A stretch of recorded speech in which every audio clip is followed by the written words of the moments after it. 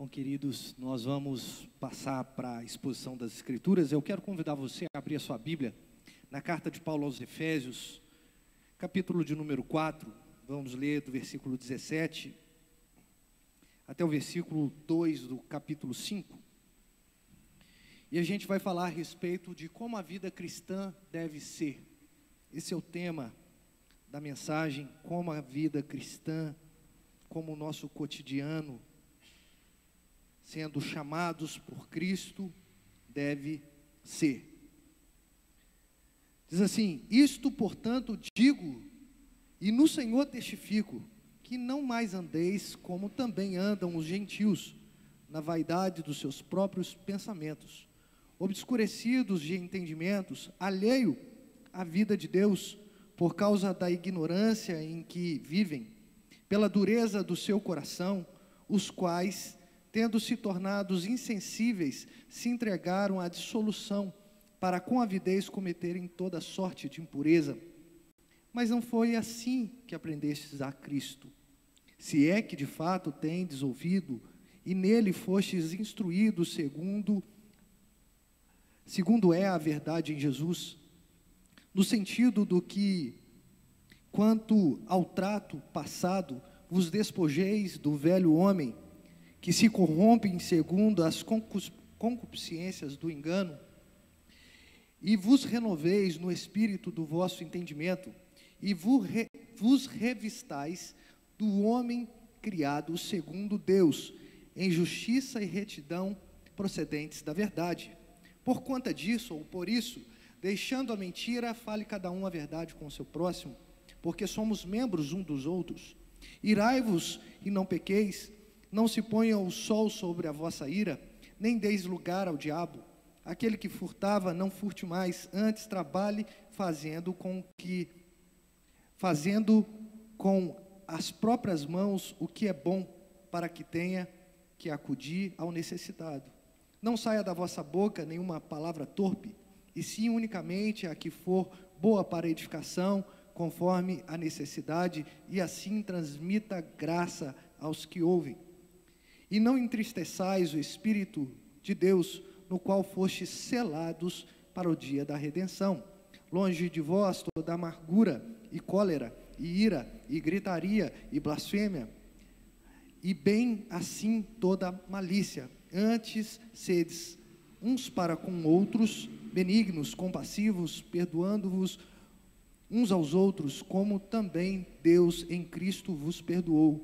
Sedes, pois, imitadores de Deus como filhos amados, e andai em amor, como também Cristo nos amou e se entregou a si mesmo por nós, como oferta e sacrifício a Deus em aroma suave.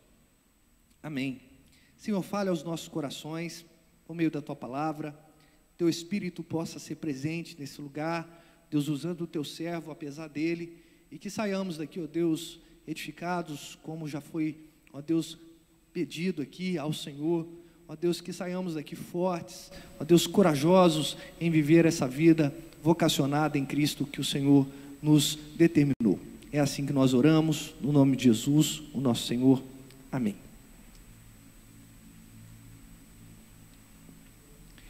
Aonde há o homem, há respingo de religiosidade. O homem, quando ele se junta com outro homem, ou o homem, quando ele está sozinho, ele produz religiosidade, porque ele é intrinsecamente um homem, um ser religioso. E quando ele se junta em sociedade, essa sociedade, ela tende a ser uma sociedade religiosa. Ela tem os seus ídolos, ela tem as suas figuras religiosas, os seus rituais. Essa sociedade, ela tem os seus deuses, ela tem os seus modos de cultuar, ela procura viver uma vida religiosa, mas nem toda vida religiosa significa que é uma vida cristã. Nem toda vida devotada significa que é uma vida piedosa diante de Deus, do qual nós professamos como o Senhor e Criador e sustentador de todas as coisas. Por que eu estou falando isso, queridos irmãos? Porque hoje a gente vê que o ser humano cada vez mais é religioso. E você pode falar assim: pastor, você está meio fora da curva, porque o que eu estou vendo é um homem cada vez mais afastado de Deus.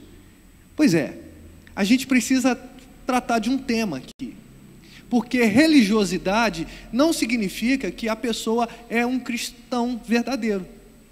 Aliás, na minha classificação, humilde classificação, tá, irmãos?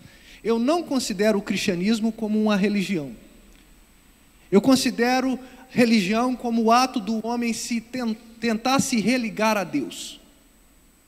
Mas o cristianismo não se trata do homem tentar se ligar a Deus. O cristianismo foi o próprio Deus se religando ao homem na figura de Jesus. Não é o homem que faz um mero ritual, que vem numa quarta-feira à noite na igreja, que oferta, que faz algum tipo de canção, que entoa algum tipo de salmo, que vai trazer alguma capacidade para que ele se religue a Deus, mas foi pela misericórdia de Deus que ele amou o mundo de tal maneira que enviou o seu Filho para que essa conexão fosse restabelecida, não pelo mérito do homem, mas pelo mérito de Cristo. Interessante, né? Uma sociedade agora religiosa, mas distante de Deus. Mas qual é a religião da sociedade? A religião da sociedade que nós vivemos é o próprio ser humano, é o humanismo, é a satisfação acima de qualquer coisa, é o hedonismo, o prazer humano acima de toda e qualquer circunstância, acima de toda e qualquer verdade, acima de todo e qualquer valor. É assim que anda a sociedade moderna ou pós-moderna do nosso tempo. É assim que andam os jovens, é assim que andam os adultos, é assim que andam os idosos, é assim que anda até mesmo a criança, buscando o seu próprio interesse. E isso por conta do pecado que habita na gente e, ao mesmo tempo, esse desejo desenfreado que nós temos de satisfazer o nosso ego e que está cada vez mais aguçado por vias de internet, rede social, distorções que a gente vê dentro da vida comum do crente. Enfim, falando a respeito disso, eu preciso transportar os irmãos para a sociedade em Éfeso. O que está acontecendo em Éfeso para que o apóstolo Paulo escrevesse essa carta, da qual chama os crentes para uma responsabilidade de viver uma vida santa na presença do Senhor e ser testemunha daqueles que ainda não professam o nome de Cristo como único Salvador da vida deles. Éfeso era uma cidade da Ásia Menor, uma cidade muito rica, muito próspera, uma cidade que tinha muito da cultura helênica, e apesar de toda a cultura, a religiosidade era uma religiosidade pagã. Eles adoravam um deus ou uma deusa chamada Afrodite, ou Artemis, ou Diana. Você pode constatar isso no livro de Atos, quando nos grandes coliseus, nos grandes estádios, as pessoas gritavam: grande é a Diana dos Efésios. Mas é nesse contexto de religiosidade cega, de religiosidade extremamente vazia, fútil, é que o apóstolo Paulo chega para apresentar a verdade. E quando essas pessoas são impactadas pela verdade, elas são impactadas de tal forma que elas precisam agora ter um novo estilo de vida. Interessante, né? Quando o Evangelho transforma um coração, ele não só transforma esse modo dele bater, ele transforma o nosso exterior, ele transforma a nossa mente, ele transforma o nosso modo de falar, ele transforma o nosso modo de caminhar, de enxergar as coisas. Nós não adotamos mais uma filosofia que não venha das Escrituras, ou seja, eu assumo para mim uma realidade de visão de mundo que seja cristã, que esteja debaixo das Escrituras. E assim eu consigo viver uma vida mais decente diante do Senhor. Então Paulo chega nesse contexto, onde a religiosidade de uma cidade estava extremamente aguçada, mas o direcionamento dessa religiosidade estava totalmente deturpado.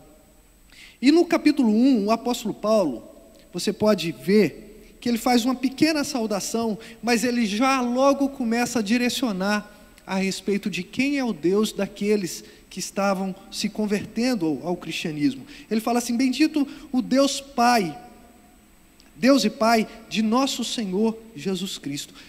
Paulo imediatamente coloca Cristo no foco. Imediatamente. Paulo não dá rodopios.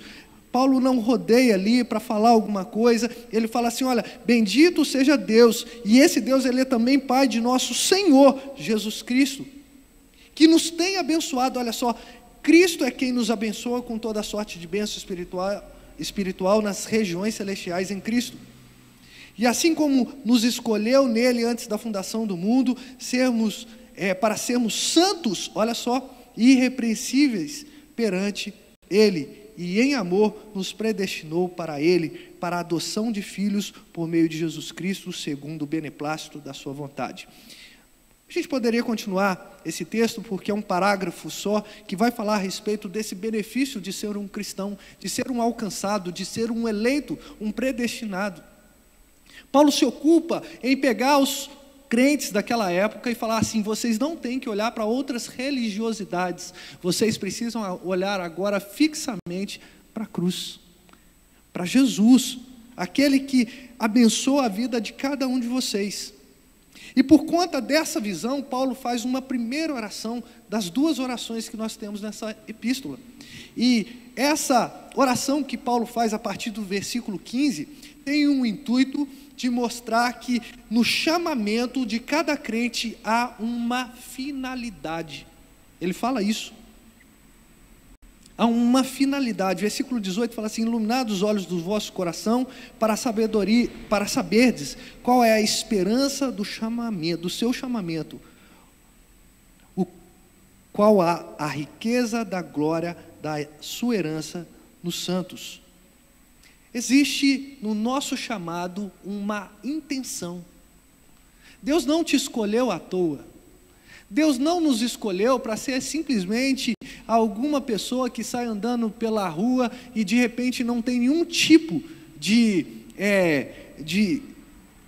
finalidade, não tem nenhum tipo de intenção, de propósito na vida. Pelo contrário, o apóstolo Paulo, ele está rogando a Deus para que os crentes em Éfeso enxerguem de maneira completa que esse chamamento em Cristo tem uma finalidade: a glória de Deus. Nós vivemos para a glória de Deus, nós somos instrumentos para que a glória de Deus seja manifestada nesse mundo tão corrompido. No capítulo 2, Paulo faz uma grande suma de proposições apontando para Cristo a respeito de qual é a condição do ser humano. Ele fala assim: Ele vos deu vida, estando vós mortos os vossos delitos e pecados. E aí ele vai continuar falando da condição do ser humano. Ou seja, Cristo muda a condição do ser humano, e agora esse ser humano, ele tem uma vida nova. Na verdade, ele começa a viver porque ele estava morto espiritualmente, e Cristo coloca fé no coração desse ser humano, e esse ser humano começa a viver agora uma novidade de vida, porque somos feituras dele, criados em Cristo Jesus, versículo 10, para as boas obras, as quais Deus de antemão preparou para que andássemos nela. E aí ele começa a fazer um exercício de igualdade entre judeu e grego, entre judeu e gentil. Por que esse exercício é tão importante? Porque para o judeu era um absurdo o apóstolo Paulo estar pregando para os gentios. Isso por quê? Porque segundo a concepção do judeu, os oráculos, a palavra de Deus, era uma exclusividade apenas do povo hebreu. Não podemos desperdiçar a palavra de Deus com os gentios. E o apóstolo Paulo fala assim: não, eu fui constituído como pregador para os gentios. E por isso os gentios também são alvos da graça do Senhor. Ele aboliu na sua carne, ou seja, Cristo aboliu, libertou na sua carne a lei dos mandamentos em forma de ordenança, para que o homem ficasse em paz e reconciliasse esse homem com Deus num corpo agora único, numa sociedade única, onde não tem distinção entre o judeu e o grego, entre o gentil e aquele que era hebreu. Paulo equaliza essa lógica e começa agora a tratar do coração desses gentios. Queridos, o capítulo 3 mostra que ele é um defensor da graça abundante sobre os gentios. E por conta disso, ele sofre perseguição. E ele fala que ele está sendo perseguido, ele está sendo preso por causa do amor que ele tem pelos gentios. Porque ele entendeu que o amor não deve ser uma exclusividade de um povo geográfico, mas é sim de um povo que Deus escolheu. Não importa se é no Brasil, não importa se é na Alemanha. O que importa, o que nos faz um? O sangue de Cristo. A cruz nos nivela. E chega no capítulo 4 com a mesma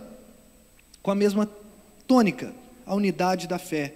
Só que tudo isso precisa ter uma intenção também. O Evangelho requer uma resposta, e é por isso que, debaixo desses argumentos e olhando todo o contexto histórico, nós vamos entender 3 coisas que devem ser inerentes à vida cristã, como o cristão deve viver essa vida.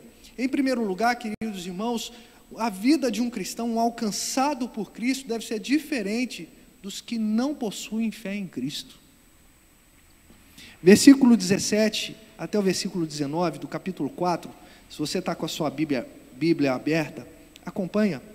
Isto, portanto, depois de saber qual é a unidade que o apóstolo Paulo está falando, ele fala assim: isto, portanto, digo, e no Senhor testifico, que não mais andeis como também andam os gentios na vaidade dos seus próprios pensamentos, obscurecidos de entendimentos, alheio à vida de Deus, por causa da ignorância em que vivem, pela dureza do seu coração, os quais, tendo-se tornados insensíveis, entregaram-se à dissolução, para com avidez cometerem toda sorte de impureza.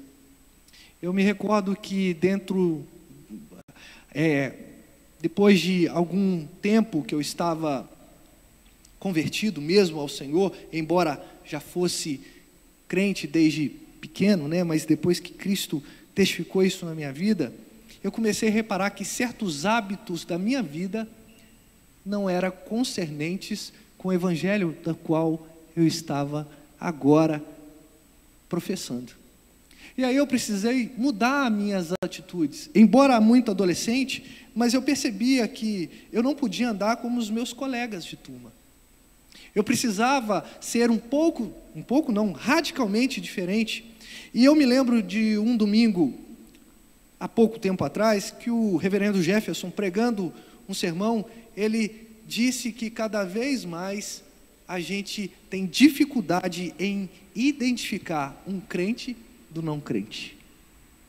A gente olha para as circunstâncias da vida, a gente olha para 2 pessoas e você não consegue identificar se ela é cristã ou não. Sabe por quê? Não é porque o nível de cristianismo está tão elevado que ninguém consegue alcançar, é que nós somos medíocres e queremos sempre andar um pouco abaixo daquilo que a Bíblia nos orienta. E o apóstolo Paulo está falando aos Efésios, aos crentes de Éfeso, a seguinte coisa: vocês precisam andar de modo digno da vocação que vocês receberam. Vocês precisam, então, deixar de andar como os gentios vivem, como aqueles que não têm fé, como aqueles que não têm esperança, como aqueles que não têm moralidade no coração. Vocês não podem se igualar, porque se igualar é igual a permanecer nas garras de Satanás. Vocês não podem dar um passo para trás no cristianismo e começar a ter hábitos que são hábitos pecaminosos. Vocês precisam ser diferentes. E apesar do diferente estar na moda, ser diferente em Cristo é sinônimo de perseguição. Porque se eu não compactuo com certas ideias, com certas ideologias, então eu sou rotulado. E se eu sou rotulado, eu sou cancelado, porque eu sou o cara quadrado. Eu não respeito a diversidade do outro, mas a verdade é que ninguém respeita a minha opinião. Ninguém respeita a nossa opinião, a nossa regra de fé e prática, a Bíblia. Diferente da vida dos que possuem fé em Cristo. Como é que eles andam? Eles andam na vaidade dos seus próprios pensamentos. É como se fosse um esquadrinhamento do pensamento, aonde nesse pensamento só existe uma figura central, o eu, o ego. Então tudo que eu faço tem que redundar para mim. O homem é a medida de todas as coisas. Se está me fazendo bem, então, excelente, é isso que eu vou viver. Mas não é assim que o apóstolo Paulo está falando. Não andem. Vocês não têm que andar mais segundo a vaidade dos seus pensamentos. Vocês não podem ser obscurecidos de entendimento, alheios à vida de Deus.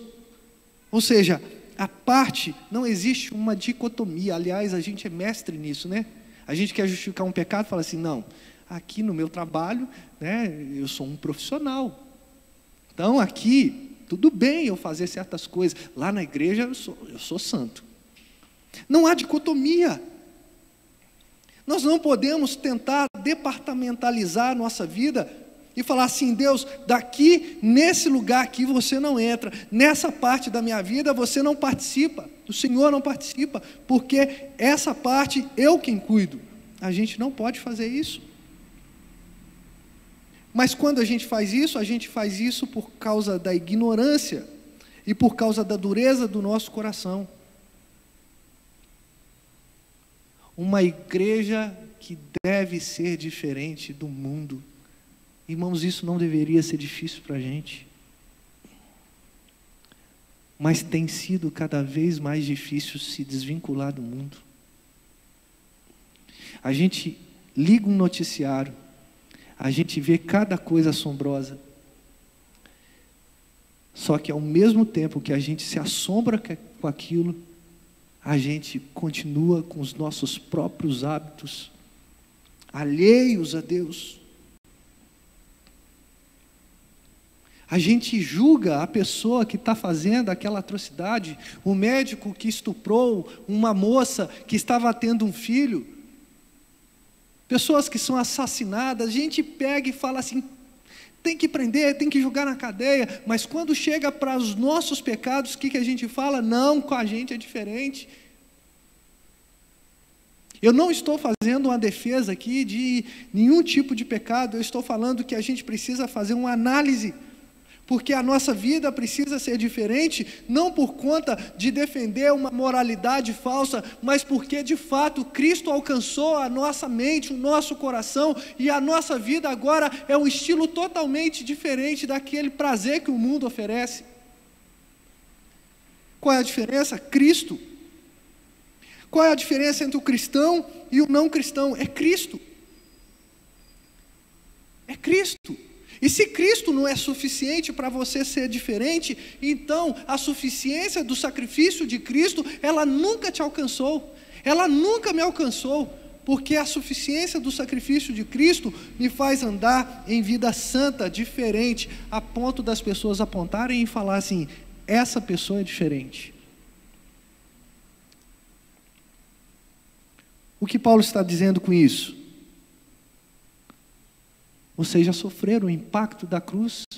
Por que vocês estão andando segundo os gentios?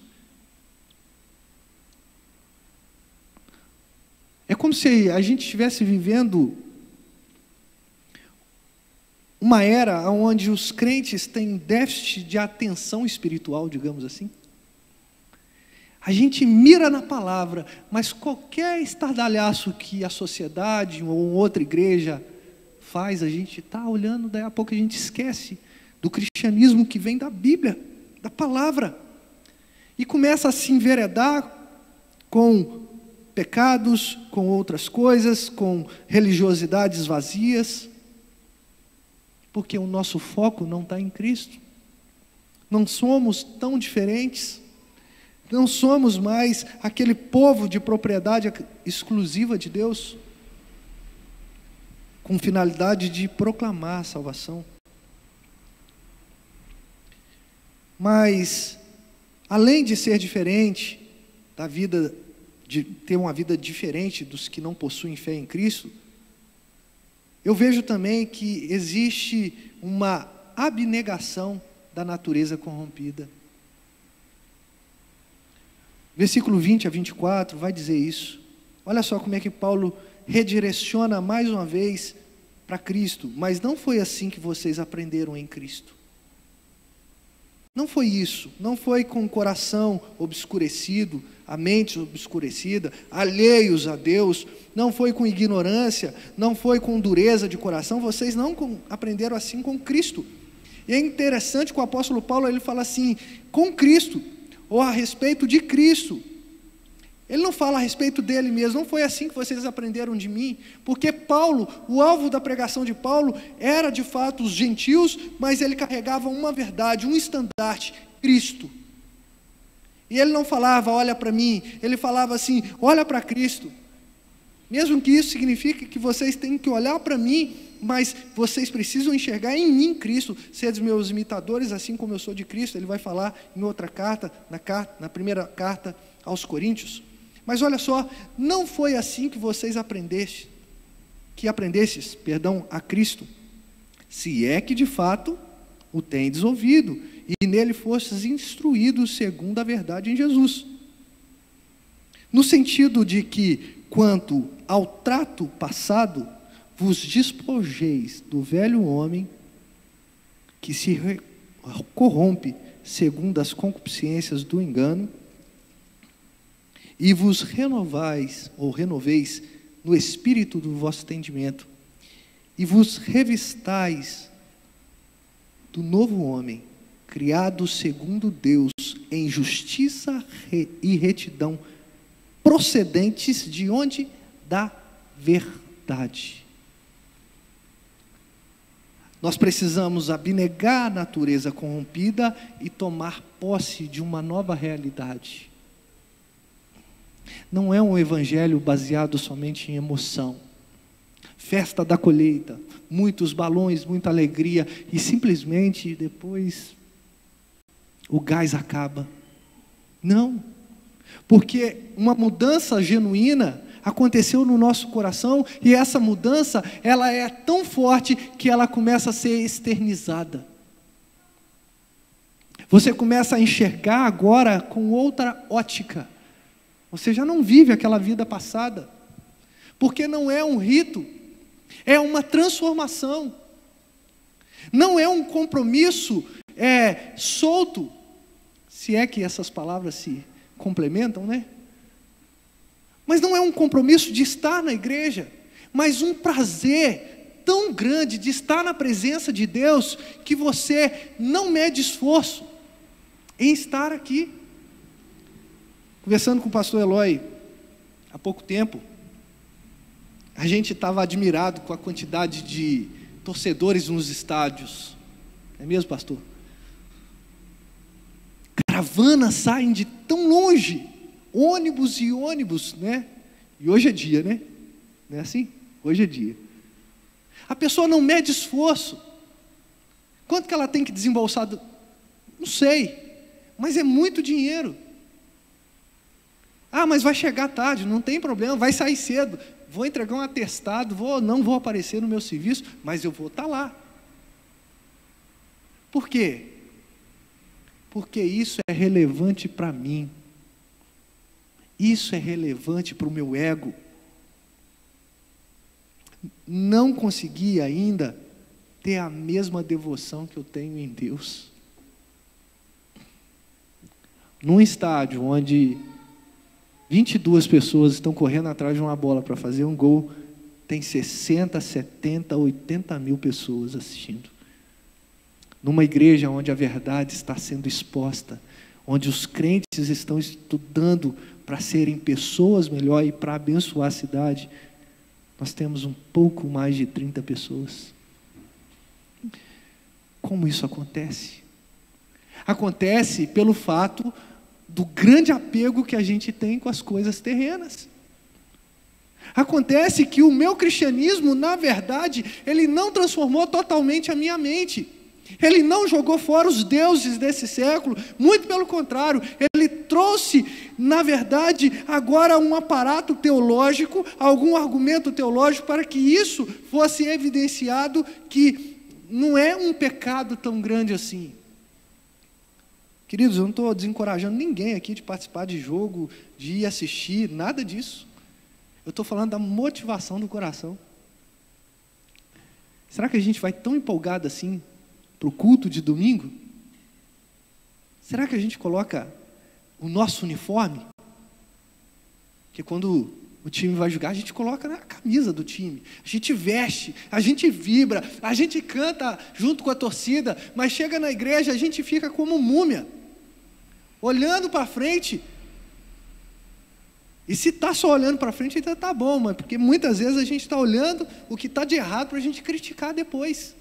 Você viu a roupa do pastor, você viu o instrumento, estava alto, você viu o calor, você viu o frio, você viu não sei o quê. Miserável pecador que a gente é. Abnegação da natureza corrompida. Despojais. Vocês precisam largar o velho homem, largar, desvincular, romper. Porque esse velho homem, essa velha natureza já não pertence. Como a porca que é lavada e volta a revolver-se na lama. Porque a nossa natureza não foi mudada ainda. Se você passa perto de algum lugar que você cometia algum pecado, bebedice, pecado, irmão.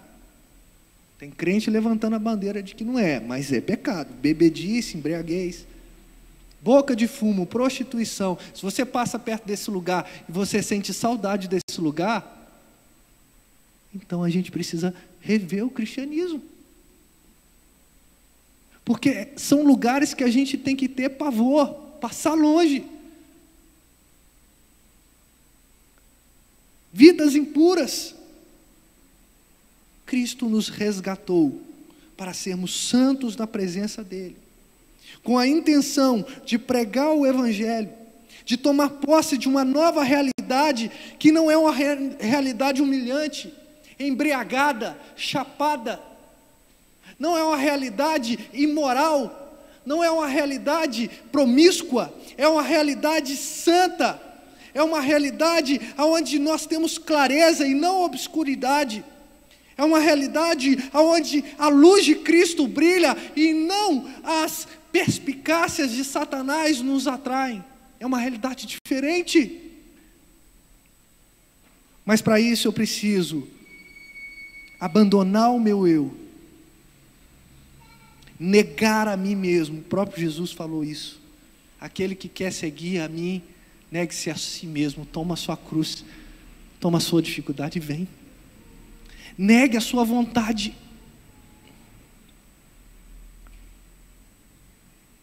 Por que Jesus falou isso? Porque sabia da vontade do ser humano. Qual que é a nossa vontade? Pecado. A gente precisa negar. E a gente precisa pegar a nossa cruz e seguir. É isso que o apóstolo Paulo está falando. Vocês precisam tomar posse dessa nova realidade, se revestir desse novo homem, que foi criado segundo Deus, em justiça e retidão, procedentes da verdade. Então o que eu concluo aqui? Eu concluo que a verdade, ela tem raiz, e essa raiz, ela é justiça e retidão. Essas duas coisas dão base para a verdade. E eu sou criado agora na verdade. Eu sou criado agora, eu vivo na justiça, na retidão, portanto, procedentes da verdade. Então eu preciso ter uma vida diferente dos que não possuem fé em Cristo. Eu preciso abnegar a minha natureza corrompida e tomar posse da minha nova natureza. Mas eu preciso também dar uma resposta. Como viver uma vida cristã?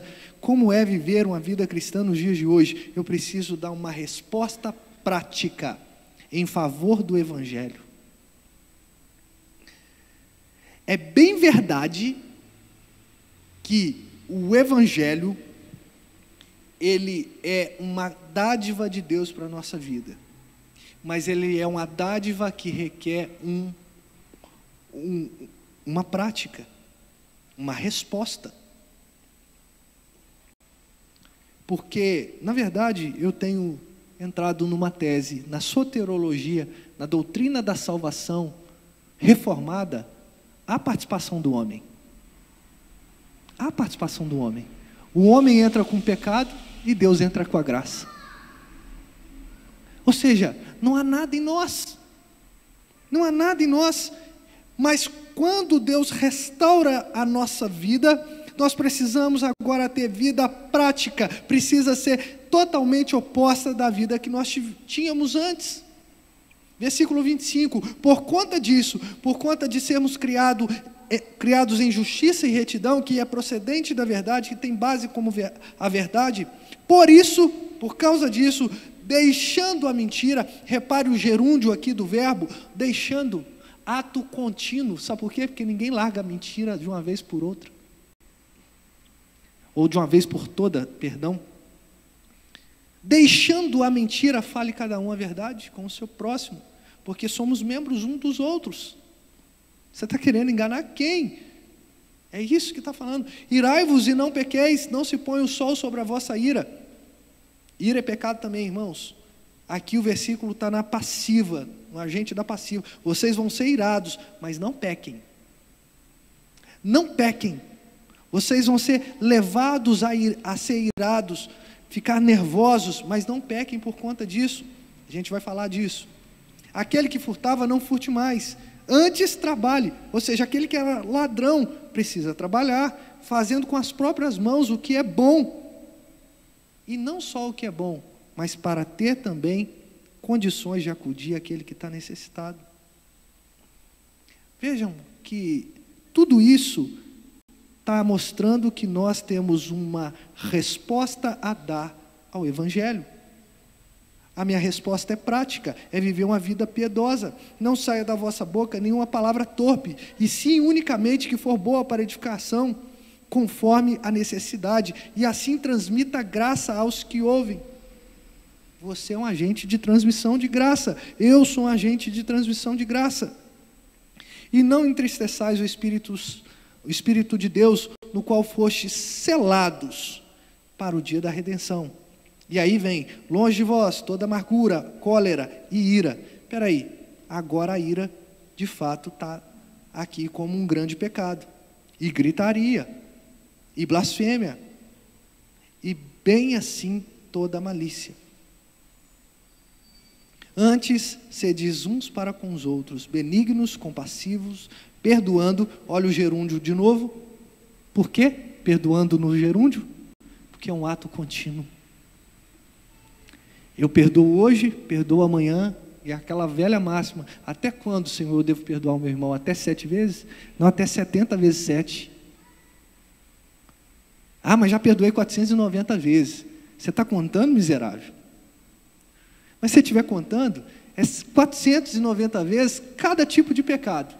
E se ele falar assim, não, mas já perdoei tudo isso, você vai falar assim, cada tipo de pecado naquele dia, naquele minuto, naquele segundo, até falar assim, não tem jeito, porque você tem que perdoar sempre.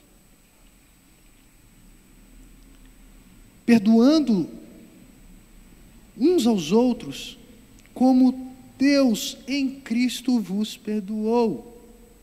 Ou seja, eu preciso dar uma resposta à altura daquilo que Deus fez por mim. Nós não estamos falando de uma altura com a envergadura divina, mas como Cristo fez por nós, entregando-se numa cruz, trazendo para nós o perdão, nós precisamos também refletir esse perdão. A gente se esquece que Deus perdoou os nossos pecados mais obscuros e horrendos, e a gente deixa de perdoar um irmão que você acha que olhou torto para você, que deixou de te responder no WhatsApp, que não pôde fazer alguma coisa que você pediu. A gente precisa caminhar. Sede, pois, imitadores de Deus como filhos amados.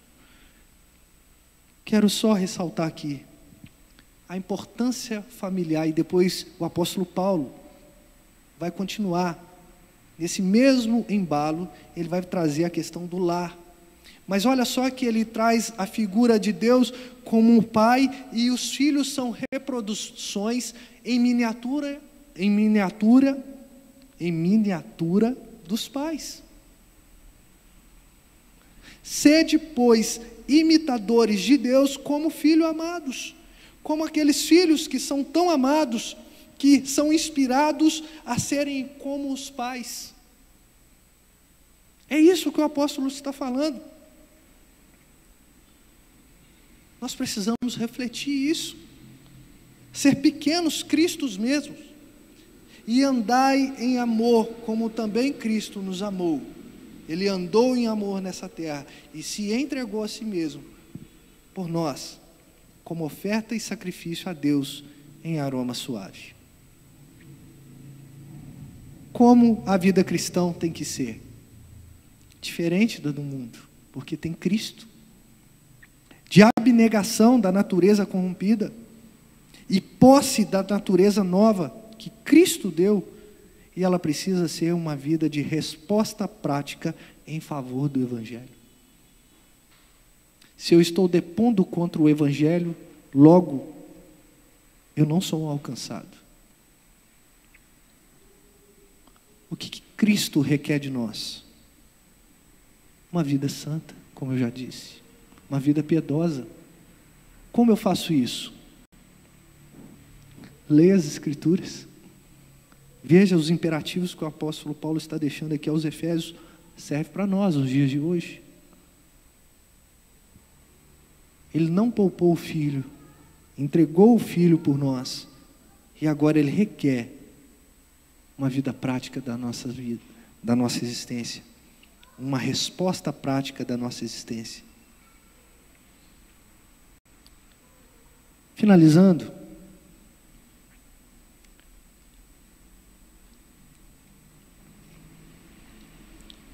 nunca na história da humanidade se teve tanta necessidade de ter uma igreja mais prática no Evangelho. Nunca. Estamos vivendo tempos horripilantes, como já havia falado na introdução do sermão. Ou a gente deixa a maré levar a gente, ou a gente se posiciona. Ou a gente vive a vida que o mundo está propondo por meio do secularismo, por meio do humanismo, do hedonismo, das ideologias que têm surgido, ou a gente vive uma vida de prática do Evangelho. Isso é uma escolha. Isso é uma escolha. É uma escolha que a gente tem que fazer todo dia. É uma escolha de vir para a igreja com muito entusiasmo e com a motivação de adorar o Senhor. É uma escolha de chegar em casa e ter um bom relacionamento com a esposa, com o esposo, com os filhos. É uma escolha de falar, eu agora tenho a natureza de Cristo, ou vivo numa natureza agora alicerçada na justiça, na retidão, que são procedentes da verdade. Então eu preciso agora refletir tudo isso para a minha família, eu preciso refletir isso no meu trabalho, eu preciso refletir isso na minha empresa, eu preciso refletir isso na sociedade. Irmãos, a igreja dentro da sociedade precisa ser uma bênção, mas os crentes precisam andar segundo a verdade, segundo as Escrituras.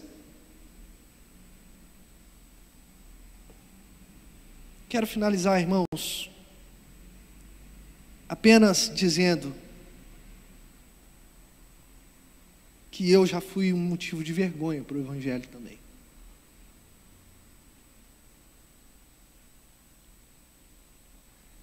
Eu também já não deixei o meu cristianismo brilhar. Fiz escolhas segundo o conselho dos ímpios. Errei. Não é fácil. E continuo errando. Mas eu permiti que o meu coração estivesse sempre pronto para receber correções, para escutar a palavra que venha de Deus, para que o Evangelho seja brilhante na minha vida.